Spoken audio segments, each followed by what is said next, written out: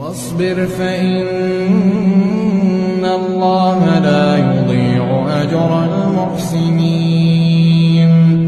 فلولا كان من القرون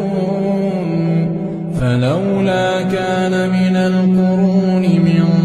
قبلكم أولو بقية ينهون عن الفساد في الأرض إلا قليلا